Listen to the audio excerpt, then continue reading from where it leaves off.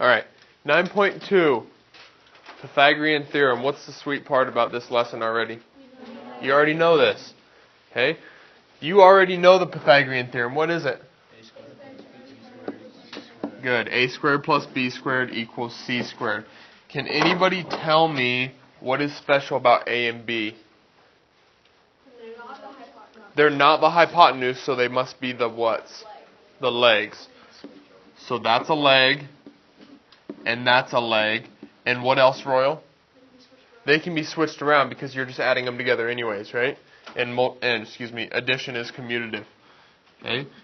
C is the hypotenuse. Good. You should have that on your theorem sheet already. We wrote that down, so it should be there. Okay. Now, the next thing they come to in the book is the proof of why the Pythagorean theorem works. We're not going to go over that because we've already talked about this. Okay. We've already went through all our Pythagorean theorem stuff. Okay. So what we do need to do, though, is on the next page when you flip over, okay, they come to a new definition. It is called a Pythagorean triple.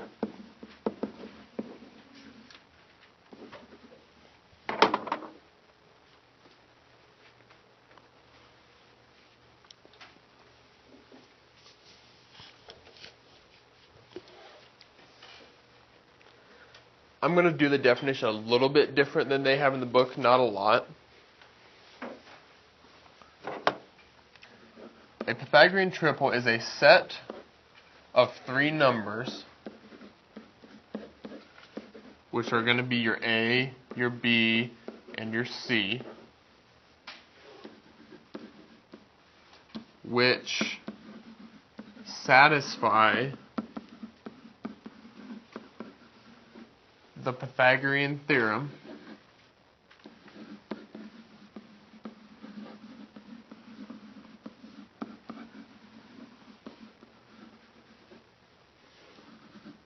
with whole numbers. Bless you. A set of three numbers, which are going to be your A, B, and C, which satisfy the Pythagorean theorem with whole numbers.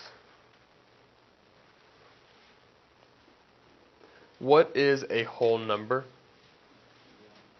1 is a whole number. 2 is a whole number. 3 is a whole number. Anything, first of all, it can't be a fraction, right? Okay, and it can't be a negative, and it can't be 0. And it can't be a decimal. Most fractions would cover those decimals. But there are a few decimals that are non-repeating or non-fractions. Okay, now, so basically it's your counting numbers, right?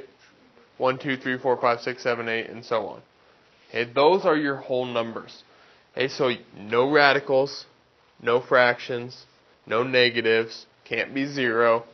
Okay, so an example of this, and one of them that I want you to memorize, okay, to save you some time. Okay, one of them is a 3, 4, 5 right triangle. 3, 4, 5. That one's easy, right? 3, 4, 5. Because 3 squared plus 4 squared is going to equal 5 squared. 3 squared is 9 plus 16, 25. Does 9 plus 16 equal 25? Yeah. Okay. So that's one of your more common Pythagorean triples. Okay, that's a very common one. So, if I come across the problem that has 5 as my hypotenuse and 4 as one of my legs, instead of solving the Pythagorean theorem, I should just know that what's my other leg? 3. Okay. Now, if 5 is not the hypotenuse, does this work? No, because here in this set, 5 is my biggest number, right? So that has to be the hypotenuse. Okay? What if I come across a triangle that has 3 as a leg and 4 as a leg? What's the hypotenuse? 5. Okay, so try to save yourself some time if you memorize that. Okay, you won't have to do Pythagorean theorem many times. Or there will be many times where you don't have to do it. You're still going to have to do Pythagorean theorem many times. Okay, on different problems. Okay, the second one that I would like you to memorize is your 5, 12, 13. Okay, and you're not going to find any of this stuff in your book. Okay, they don't tell you about these special right triangles. I'm actually telling you about them a little early. Okay, but these are good because this saves you a lot of time. Okay, it saves you a ton of time. 5 squared plus 12 squared actually equals 13 squared. 5 squared is plus equals, okay, 25 plus 144 happens to be 169. Okay, that's the other one I want you to memorize. Just those two. Okay, I want your 3, 4, 5 and your 5, 12, 13. Okay, those are going to save you time. Now again, if you have 13 as a leg and 5 as a leg, does that mean 12 is your hypotenuse? No. What has to be your hypotenuse in this set? 13. Okay? So if you have 13 as the hypotenuse and 5 as the leg, what's the other leg? 12. If you have 5 and 12 as legs, your hypotenuse is 13. Okay? So just keep that in mind. Your 13 on that always has to be your hypotenuse. Okay? So, looking at example 1, it says find the length of the hypotenuse of the right triangle, tell whether the side lengths form a Pythagorean triple. Should you even have to do Pythagorean theorem there? No. What's the third side? 13. Okay, we just talked about that's one of our special ones, right? Okay, so I know that for a fact that those form a Pythagorean triple, correct? Okay, so again, if you can recognize those two, your 3, 4, 5 and your 5, 12, 13, it's going to save you a handful of Pythagorean theorems. Okay? I do want to look at example 2. Okay, I'm not going to do the one they have in the book there, but I'll do one similar.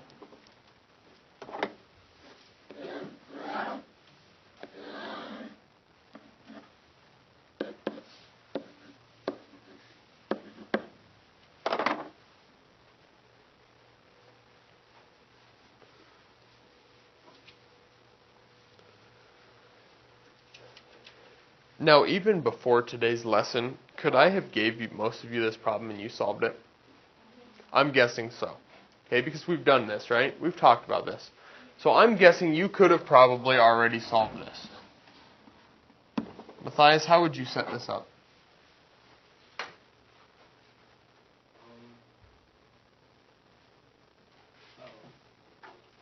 9 squared plus x squared equals 21 squared. Perfect. Okay. Notice he put his two legs here together, and then he isolated his hypotenuse by itself, right? Okay. 9 squared is 81 plus x squared equals, you're going to need a calculator today, so if you don't have one, you're going to get one. 441. Okay. Subtract my 81, why? Why do I do that? Right, I got to isolate my variable. So I'm subtracting 81. I get x squared equals 360. Next step. Square root. Okay, those cancel. Is 360 a perfect square? No, it is not. 36 is, but 360 is not. Okay, so since this is not a perfect square, what do I have to do? I have to reduce my radical. How do I do that, Seth? I find perfect squares, good, that come out of that. 36, right?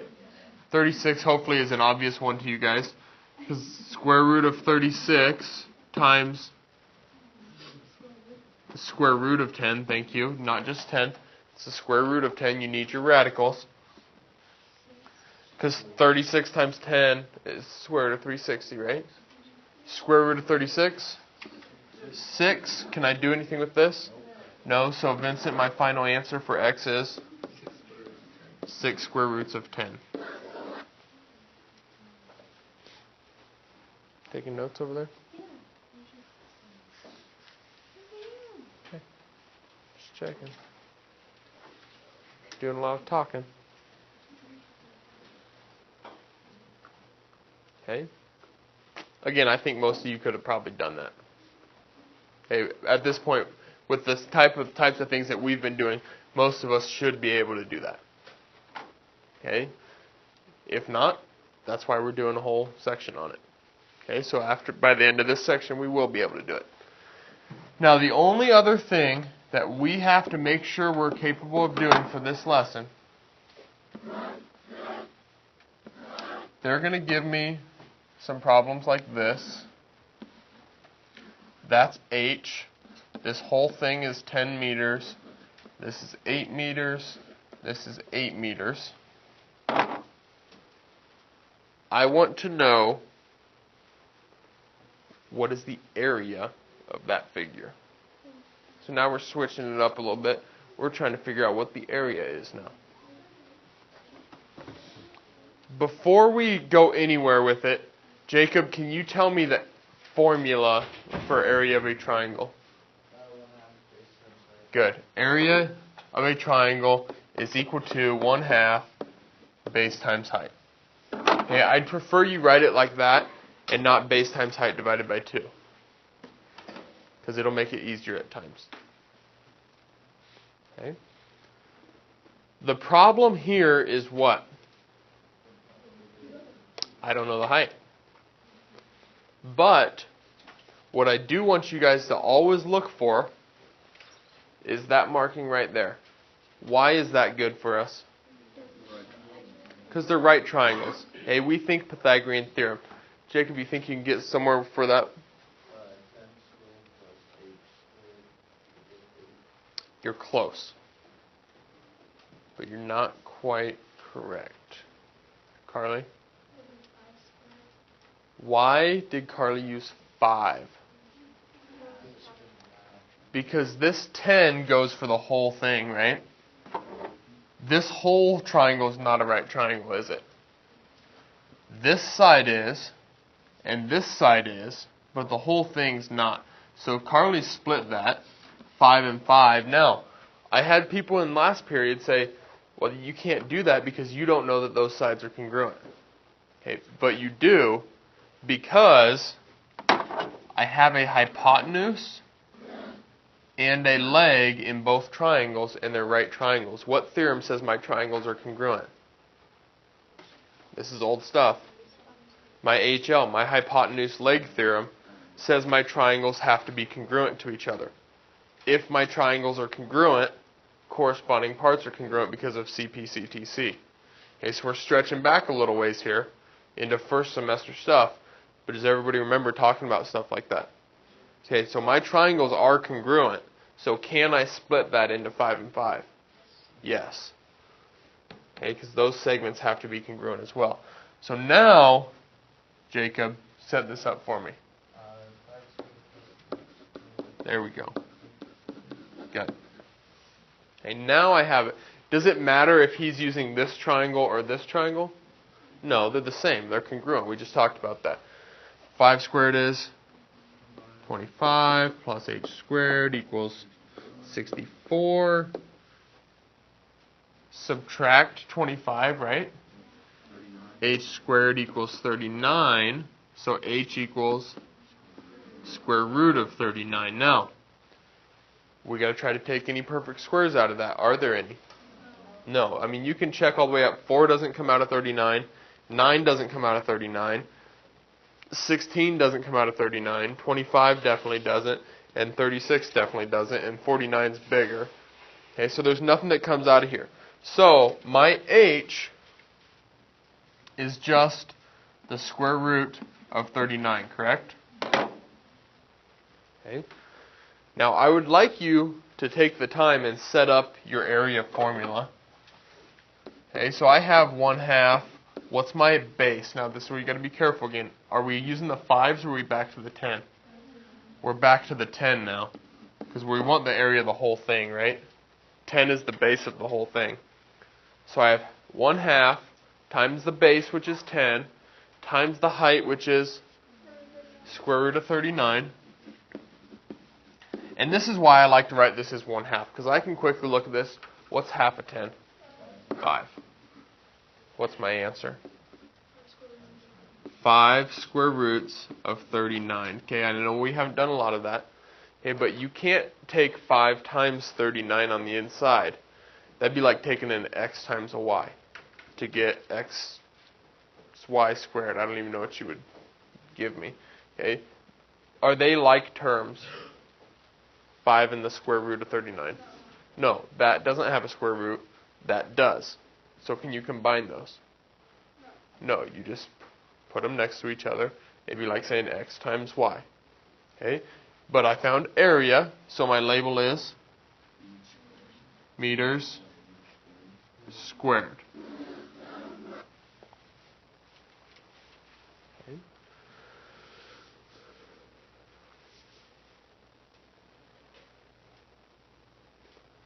Okay. Now, please, there's one thing I want to make sure you don't do, and I haven't seen anybody do it yet, but I think it's because I talk about it. Every year somebody ends up doing this to me. They tell me that the answer is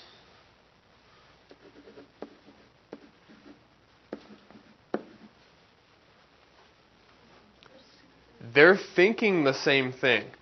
Okay? They're thinking it's the square root of 39 times 5 meters squared.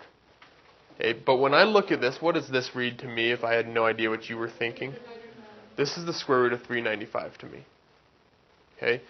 You always want to put your radical as the very last thing before your meters, or before your label.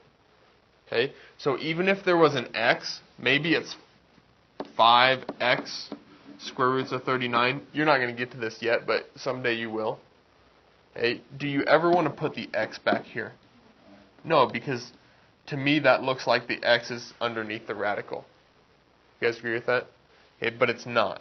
So that's why everything always goes in front of your radical. Can we do that for me? Okay. The last thing I want to talk about is if you come across this scenario. And you actually will. I know for a fact you will.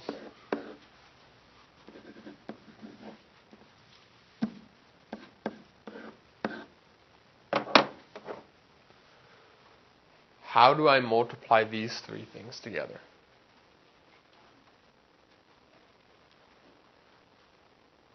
Well, I can't really take half of 7 very easy, right?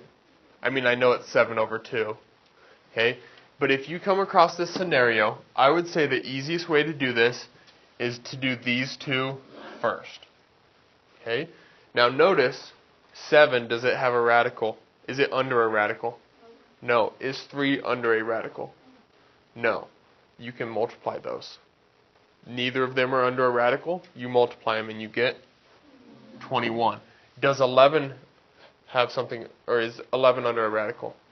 Is there anything else under a radical? So you have the square root of 11. Okay? Half of that is the same as doing what? Putting it over 2. Okay? So if something is not under a radical, can you multiply it with other things not under a radical? Yes. Okay, now the only other thing along with this, what if this was 7 square roots of 5? Okay? 7 under a radical? No, so it still goes with the 3. So you still get 21. Is 5 under a radical? So it goes with what? 11, so you get the square root of 55 over 2. Okay? If it's under a radical, you can multiply it with things under a radical.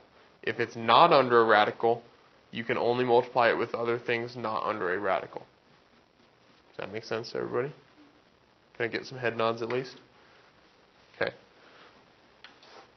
Questions on any of that? Again, the nice thing is that we already knew most of this, right?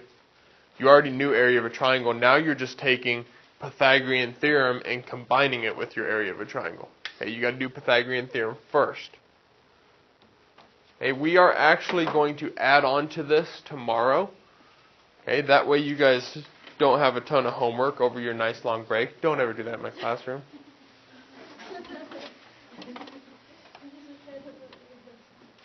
Okay.